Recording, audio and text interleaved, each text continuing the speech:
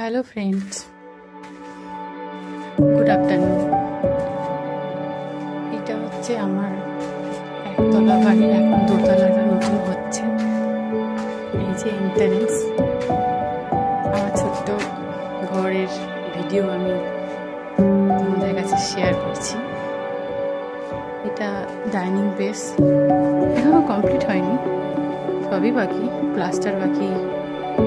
এটা একটা ছোট বাথরুম হবে।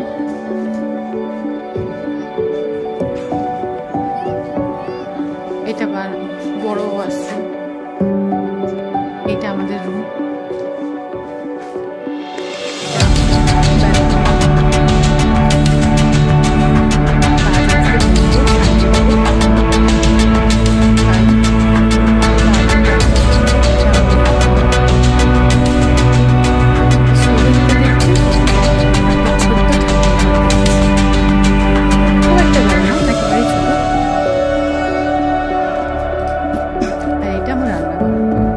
রান্নাঘরটা একটু বড়ই রেখেছি।